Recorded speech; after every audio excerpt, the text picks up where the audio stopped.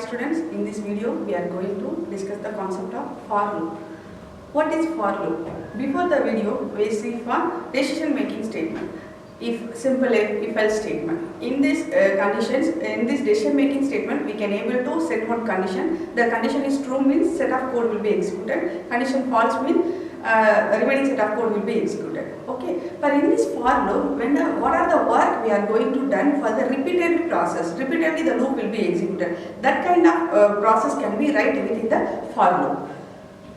Okay, so for loop can be specific for the looping, another concept of looping statement. So for loop, this is the syntax for loop. For within the function bracket, initialization, semicolon, text condition, semicolon, increment, then open curly braces, body of the loop, then close curly braces. What is initialization? For loop contains three sections. First one, initialization. In this initialization process, we can able to make the initializing of variable. For example, I equal to 0 or 1. The initialization process we get done in the first part. Then text condition. What is text condition? In this if else statement we can able to make one condition, one text condition. No? Like the text condition we can able to mention within the second part. So text condition. For n greater than 0, like that conditions we can write in the second part. Then what is here? The third part, increment or decrement. Increment or decrement means how many times the loop will be executed. What is the next iteration level? It can be incremented by 1 or decremented by 1 or incremented by 2. Likewise, we can able to mention within the third section, increment or decrement. So increment can be specified I++ or n++. Decrement can be mentioned by minus. Increment specified. Increment we can able to specify in two ways, I++ or ++I. The same way decrement also mentioned by I minus or minus I. These difference I can shed it earlier. I++ means first assign the value, then make the incrementation process. Here first make the incrementation, then assign the value of the variable. The same thing applied for the decrementation process also. For every for loop contain three sections. First part initialization, after that conditions, after that increment or decrement. These for loop we can able to mention. These are not the mandatory, but the mandatory part is the second one, test condition. Without the initialization and also the increment decrement also we can able to write, but most of our programming practice we can able to write these three steps. Okay, so in the single statement is enough to mention three process in initialization, test condition and incrementation.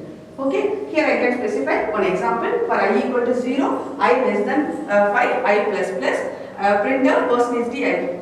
How many times the loop will be executed means first iteration for I equal to 0.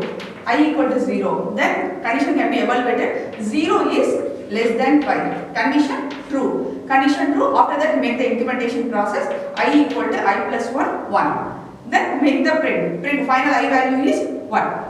Okay, so print out the %d I. So first 0. After that the new increment value 1. Then test condition evaluated. 1 less than 5. Condition true. So make the print 1. Then next iteration 2 less than 5. Condition true. So the value 2 will be printed. After that 3 less than 5. Condition true. So the value 3 printed. Then 4 less than 5. The condition true. The value 4 printed.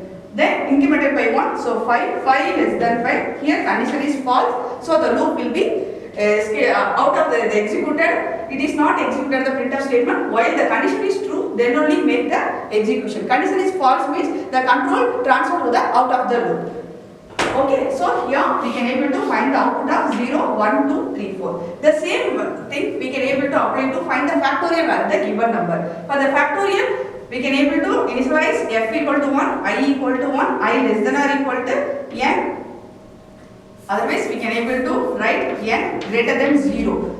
Okay, then I++. So here I can able to write f equal to f star I. For example, for n, whenever we can assign the value of n greater than 0, then only it make the process for find the factorial value. First, if I give the value n equal to 5 means first the condition will be first iteration. I equal to 1, then f equal to 1, so f value 1. After that, the I value can be incremented, then also the condition can be evaluated. The same thing, the previous example, it also executed. Whenever the value of, we are giving the n value 5 means, find the factorial value 120 will be printed as the result.